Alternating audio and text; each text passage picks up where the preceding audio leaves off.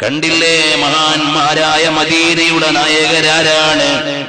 ലോകത്ത് മുഴുവനും സധീരമായി ഇടപെടാൻ പറ്റുന്ന കരുത്തുള്ള ജനതയാണ്. ഒരു ഉദാഹരണം മഹാന്മാര് എഴുതിയത് ഞാൻ വായിക്കുകയാണ്. എന്തെന്നല്ലേ, അതാ മഹാന്മാര് രേഖപ്പെടുത്തുന്നു. റൗദുർ റയാഹീനിൽ ഇമാമുൽ യാഫഈ റളിയല്ലാഹു അൻഹു ഒരു യുവാവിനെ പരിചയപ്പെടുത്തുകയാണ്. ആ യുവാവിന്റെ അവസ്ഥ എന്താണ്? ലഖീതു ബിൽ ബസറത്തി റജുലൻ യുഅറഫു ബിൽ മിസ്കി. കസ്തൂരിയുടെ ഗന്ധമുള്ള ഒരു ചെറുപ്പക്കാരൻ. കസ്തൂരി മാനല്ല, കസ്തൂരി മ്യാനാണ് എന്ന് വേണമെങ്കിൽ പറയാം. ഇപ്പൊ കസ്തൂരി ഗംഗയൊക്കെ വളരെ തിളച്ചു നിൽക്കുന്ന രാഷ്ട്രീയ സാഹചര്യമല്ലേ.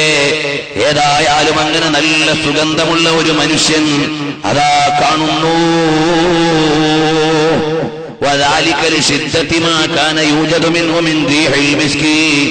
നല്ല കസ്തൂരിയുടെ സുഗന്ധമുള്ള ഒരു ചെറുപ്പക്കാരൻ പള്ളിയിലേക്ക് വന്നാൽ അയാളുടെ ഭാഗത്ത് നിന്ന് നല്ല സുഗന്ധമാണ്. അങ്ങനെ സ്വാലിഹീങ്ങളായ ആളുകൾ രേഖപ്പെടുത്തുകയാണ്. ഒരു ദിവസം ഞാൻ ആ ചെറുപ്പക്കാരനോട് ചോദിച്ചു, യാ അഖീ അൻത തഹ്താജു ഇലാ മാലിൻ കസീരിൻ ഫീ സമനി ത്വീബ്. എത്ര പൈസ വേണം നിങ്ങൾക്ക് ഇത്ര വലിയ സുഗന്ധം വാങ്ങാൻ? ഇത്രയേറെ സുഗന്ധത്തിൽ കുളിച്ചു നടക്കുകയാണല്ലോ നിങ്ങൾ. ഇപ്പൊ എത്ര സംഖ്യ ചെലവഴിച്ചാ നിങ്ങൾ ഈ സുഗന്ധമെല്ലാം വാങ്ങുന്നത്? ഉടനെ ആ ചെറുപ്പക്കാരൻ പറയാണ്,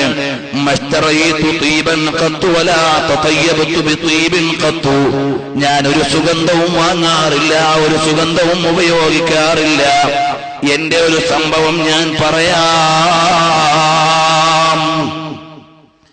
എന്നിട്ട് ആ ചെറുപ്പക്കാരൻ പറയുകയാണ്, ഞാൻ ബഗ്ദാദുകാരനാണ്, ബഗ്ദാദിൽ ജനിച്ചയാളാണ്, ബഗ്ദാദിൽ ജീവിക്കുന്നയാളാണ്. ഞാനിങ്ങനെ ചെറിയ കുട്ടികളൊക്കെ പഠിച്ചും ജോലി ചെയ്തും വളർന്നു വരുന്നത് പോലെ നല്ല സൗന്ദര്യമുള്ള, എല്ലാവരും എന്റെ സൗന്ദര്യത്തിൽ ശ്രദ്ധിക്കാറുണ്ട്. അങ്ങനെ സുന്ദരനായ ഒരു കുട്ടിയായി ഞാനിങ്ങനെ വളർന്നു വരുമ്പോൾ വാപ്പ എന്നോട് പറഞ്ഞു, മോനും കൂടി ഒന്ന് കമ്പോളത്തിലേക്ക് വരണം, എന്റെ കച്ചവടത്തിലൊന്ന് സഹായിക്കാനാണ്. അങ്ങനെ വാപ്പാന്റെ കടയിൽ എന്നെ ഇരുത്തി. വകുന്തു അജ്ലിസു ഇൻദഹു തർഫൈൻ നഹാർ. ചിലപ്പോഴൊക്കെ ഞാൻ ഏറെ നേരം, രാപ്പകൽ അതല്ലെങ്കിൽ രാവിലെ മുതൽ വൈകുന്നേരം വരെ ഞാൻ പീടികയിൽ ഇരിക്കാറുണ്ട്. അങ്ങനെ ഒരു ദിവസം ഞാൻ കടയിലിരിക്കുമ്പോൾ അതാ വൃദ്ധയായൊരു പെണ്ണ് വന്നിട്ട് പറഞ്ഞു, കുറച്ചധികം ചരക്ക് വേണം, വീട്ടിൽ കൊണ്ടുപോയി ഒന്ന് സെലക്ട് ചെയ്യണം, ആവശ്യമുള്ളതെടുത്തിട്ട് തിരിച്ചു കൊണ്ടുവരാം. അതുകൊണ്ട് ആരെങ്കിലും ഒരാളെ കുറച്ച് സാധനവും കൊടുത്തെന്റെ വീട്ടിലേക്ക് വിടുമോ? ലോകപ്രസിദ്ധ ആത്മീയ പണ്ഡിതനായ ഇമാമുൽ യാഫഈ റളിയല്ലാഹു അൻഹു എഴുതുകയാണ് റൗദുർ റയാഹീനിൽ. ആത്മീയമായ പാഠങ്ങൾ തരുന്ന ഒരു കഥ പറഞ്ഞു തരികയാണ്.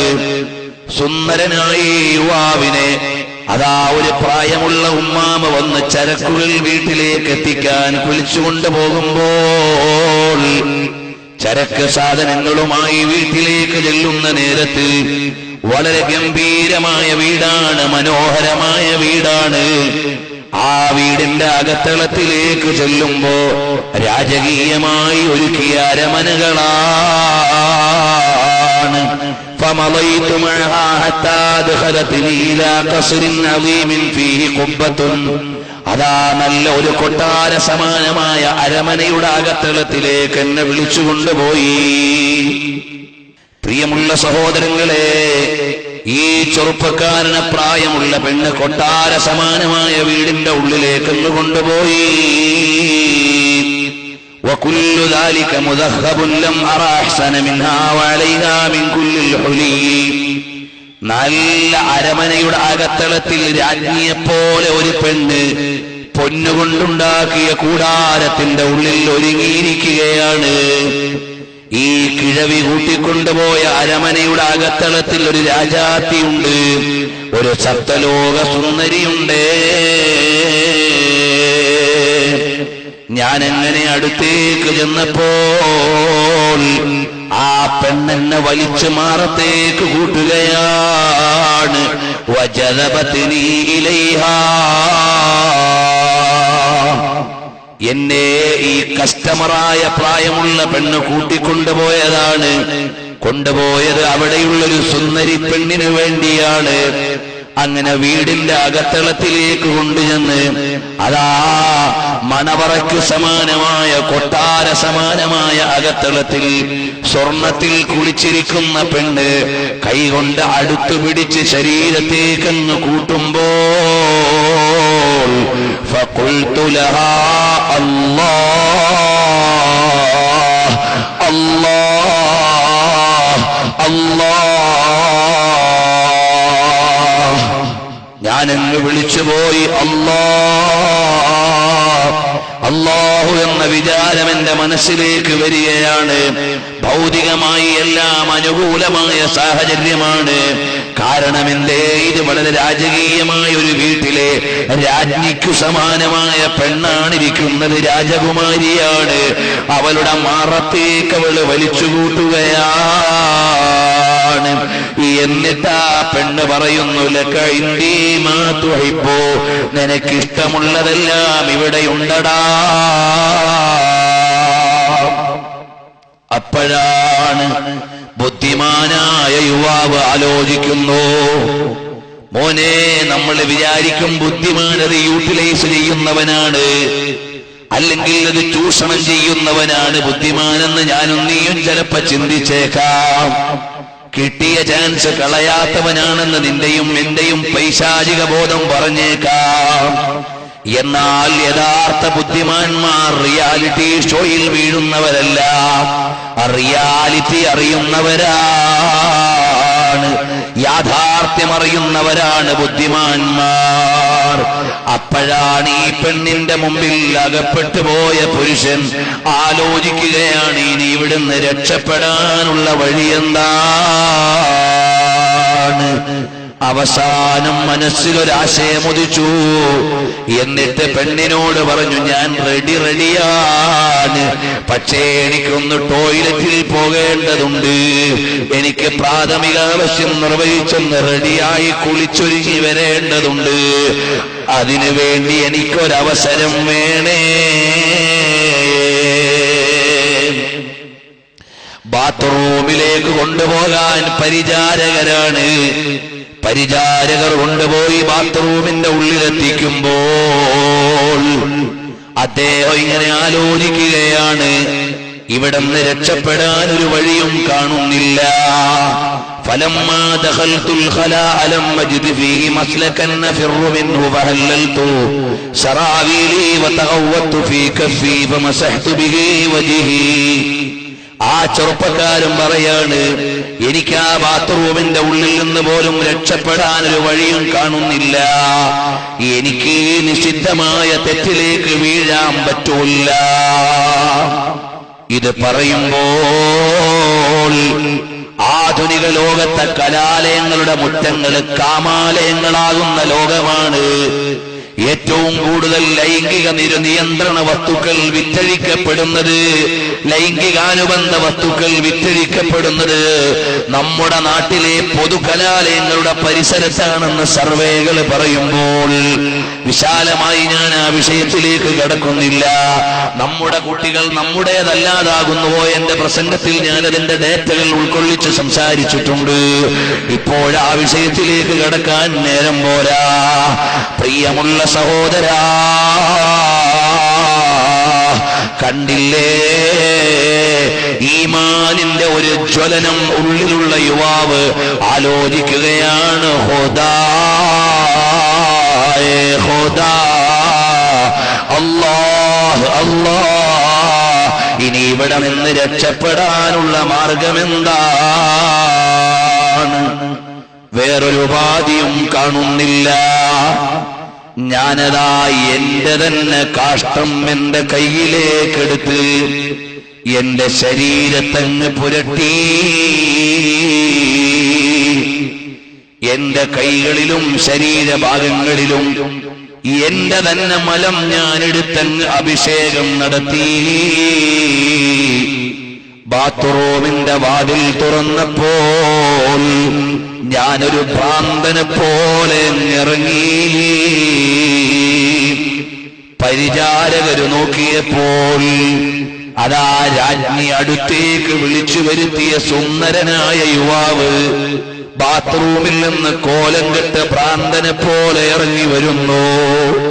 ഉടനെ രാജ്ഞിയുടെ ഓർഡറാണ്, ഇവനെ പുറത്താക്കൂ. യുവാവിനെ പുറത്തേക്ക് പറഞ്ഞു വിടുമ്പോ ആരോരും എന്നെ പിന്തുടരുന്നില്ല എന്നെനിക്ക് ബോധ്യപ്പെട്ടപ്പോൾ ഞാനൊരു അരുവിയിലേക്ക് പോയി. ഞാനതാ ഒരു അരുവിയിലേക്ക് പോയി. ഞാൻ അവിടെ നിന്നുകൊണ്ട് അതാ വൃത്തിയായി.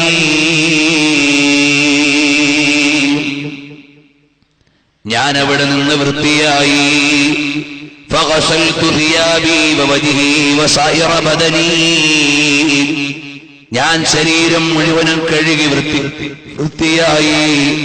ومضيت إلى منزلي ولم أحدث به أحدا. ഞാൻ വീട്ടിലേക്ക് ചെന്ന് ആരോടും കഥയൊന്നും പറഞ്ഞില്ല. فرأيت تلك الليلة في منامي رجلا.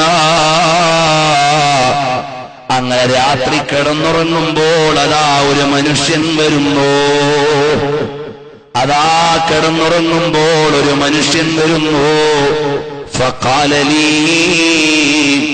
ആ വന്നയാൾ എന്നോട് പറയുകയാണ്, ഐന യൂസുഫ് ബിൻ യഅഖൂബ ബിൻ ഇസ്ഹാഖ ബിൻ ഇബ്രാഹിമ ഖലീലില്ലാഹി മിൻക. ഓ മോനെ, യൂസുഫ് നബിയും തോൽപ്പിച്ചു കളഞ്ഞല്ലോ മോനെ. യൂസുഫ് നബിയും പിന്നിലായതുപോലെയുണ്ടല്ലോ മോനെ. അപ്പോൾ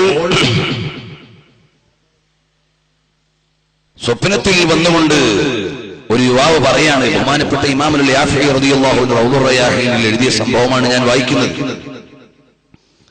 വന്നുകൊണ്ട് ചോദിക്കുന്നു, എവിടെയാണ് യൂസുഫ് നബി അലൈഹിസ്സലാം? യൂസുഫ് നബി അലൈഹിസ്സലാമും നിങ്ങളുടെ പിന്നിലായി പോകുന്നത് പോലെയുണ്ട്. അതഅരിഫുനീ, നിങ്ങൾക്കെന്നെ അറിയുമോ? ഖുൽതു ലാ, എനിക്ക് നിങ്ങളെ അറിയൂല. ഖാല അന ജിബ്രീൽ, ഞാൻ ജിബ്രീലാണ്. ഫമസഹ ബിയദിഹി അലാ വജ്ഹി വബദനി. എന്നിട്ട് ജിബ്രീൽ അലൈഹിസ്സലാം എന്റെ മുഖത്തും എന്റെ ശരീരത്തും ഒന്ന് തടകി. ഫമിൻ ദാലികൽ വഖ്തി സാറ ലിബദനി റായിഹത്തുൽ മിസ്കി തഫൂഹു അലാ സിയാബി. ഫഹാദിഹി റായിഹത്തു മിൻ യദി ജിബ്രീൽ അലൈഹിസ്സലാം. അന്നു രാത്രിയിൽ ജിബ്രീൽ അലൈഹിസ്സലാം ഒന്ന് തലോടിയപ്പോൾ എന്റെ ശരീരത്തിനു ലഭിച്ച സുഗന്ധമാണ്. എത്ര വില കൊടുത്താലും ലഭിക്കാത്ത സുഗന്ധം എന്റെ ശരീരത്തിന് ലഭിച്ചുപോയി.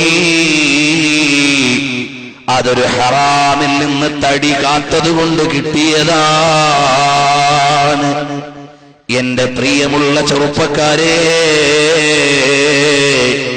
ഈ ഒരു ഇലാഹിലുള്ള ബോധത്തിനല്ലാതെ നന്മയുടെ വഴിയിലേക്ക് കൊണ്ടുവരാൻ ഏറ്റവും വലിയ സദാചാര ബോധമേതാണ്?